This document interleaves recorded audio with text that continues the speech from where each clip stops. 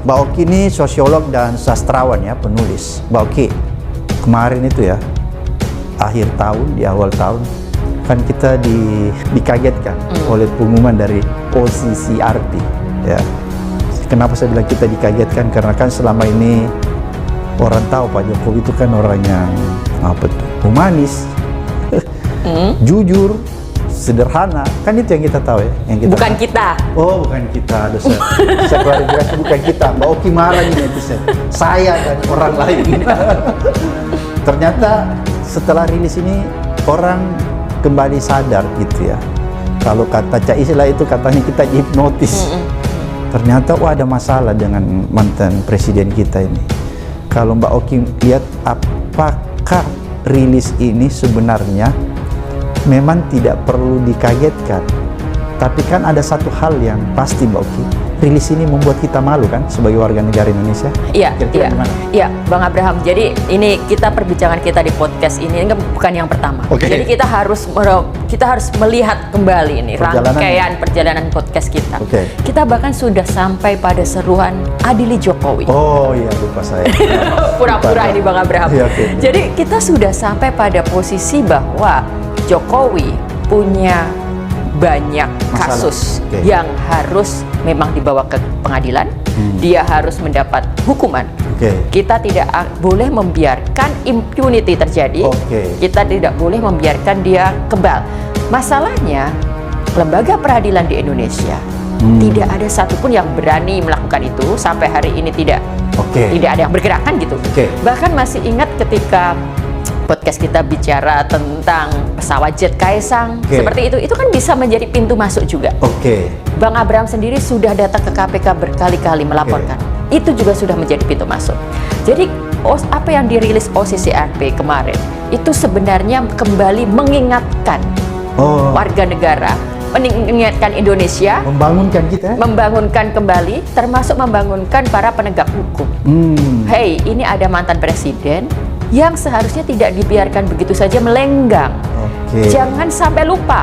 Jadi teman-teman, kita semua rakyat Indonesia yang mulai lupa nih, lupa terhadap kasus, bukan lupa pada Jokowi. Nah, nanti kita bahas lagi tuh yang lupa bahwa banyak masalah karena sudah tertimbun dengan masalah-masalah baru. Akhir tahun itu pajak PPN mau dinaikin jadi 12%, walaupun kemudian nggak jadi. Orang udah nggak punya energi untuk ingat dengan kasus-kasusnya Jokowi. Jadi OCCRP masuk kembali mengingatkan kita. OCCRP itu lembaga kredibel. Nah, ini yang harus kita garis bawahi. Sekarang kan banyak yang memainkan narasi itu. OCCRP itu nggak punya. Ya, tentu saja para buzzer, para Jokower yang masih berusaha untuk. Jadi katanya buzzer itu sekarang istilahnya cebokers. Betul sekali. Jadi para cebokers mengatakan bahwa itu semua tidak valid, tidak berdasar dan sebagainya. OCCRP itu lembaga kredibel.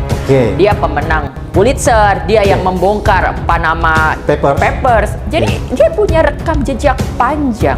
Lalu kalau kita lihat kemarin nama-nama yang menjadi nominator di samping Jokowi itu memang nama-nama kepala negara yang jelas-jelas juga punya kasus, punya masalah. Nah, sialnya memang yang melenggang begitu saja mulus itu hanya Jokowi. Bangladesh misalnya, itu kan digulingkan. Sekarang kan si presidennya Surya tentu juga digulingkan juga.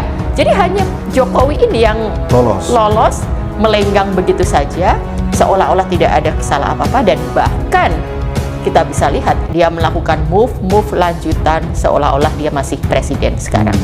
Jadi OCCRP ini temuan penting, dia adalah sebuah fakta. Dia memang bukan berdasar, kita tahu metodenya adalah survei dan sebagainya, tapi ini kan memang sebuah metode yang sahih untuk merilis sebuah temuan.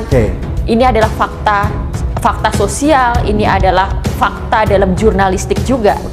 Jadi ini seharusnya menjadi pijakan untuk kembali menggaungkan adili Jokowi. Adili Jokowi itu yang harus kita lakukan sekarang.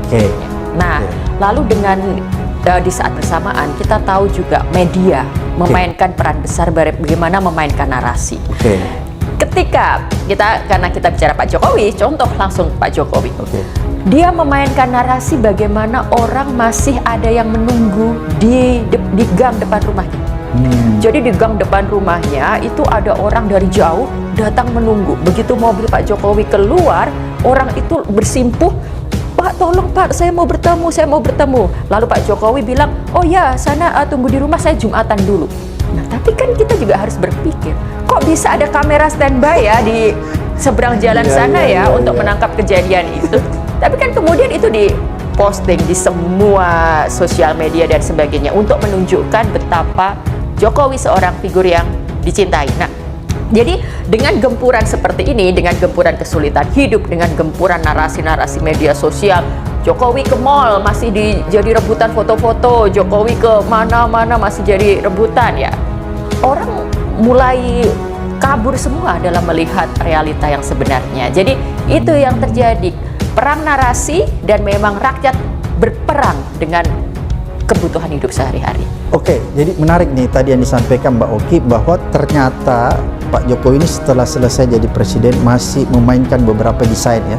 Salah satunya tadi Mbak Oki coba capture dari kacamata sosiolognya bahwa itu sempat ada orang ya, yang didesain mau ketemu di hari Jumat dan Pak Jokowi mempersilahkan masuk ke rumahnya tapi minta maaf bahwa mau salat dulu, salat Jumat betul. ya. Dan itu kan pasti kamera sudah dipasang. Kamera sudah siap di pinggir jalan kan itu harus kita mempertanyakan itu juga kan. Tapi dan itu disebar ya. Dan buat banyak orang itu dianggap sebagai sesuatu yang benar-benar terjadi kan gitu kan. Nah, dan di sini kita yang unik nih Bang Abraham. Banyak orang mungkin melihat Pak Jokowi post power syndrome gitu ya. Kalau saya enggak. Post power syndrome itu lebih ke kondisi psikologi, di mana semua orang bisa punya post power syndrome ya. Orang yang sehari-hari ibaratnya ASN misalnya, dia kerja PNS 50 tahun lalu pensiun, dia post power syndrome. Jadi orang posisi di mana dia masih shock dengan realita bahwa dia pensiun, tidak punya pekerjaan dan sebagainya. Pak Jokowi tidak. Pak Jokowi memang dengan sadar sebenarnya sedang punya agenda, sedang melakukan desain-desain tertentu. Nah, kalau saya melihat apa tujuannya? Ada dua. Yang pertama adalah untuk tetap mengamankan dirinya atas kesalahan-kesalahan yang diperbuat selama 10 tahun periode kekuasaan. Dia tetap tidak mau tersentuh hukum. Dia tetap mau semua proyek-proyek, plan-plan yang sudah dilakukan itu semuanya aman, terwujud. Itu yang pertama. Lalu yang kedua, kita nggak bisa naif, Pak Jokowi sedang bekerja untuk 2029 untuk memuluskan Gibran. Iya. Jadi Pak Jokowi sedang bekerja, bukan Pak Jokowi sedang post power syndrome.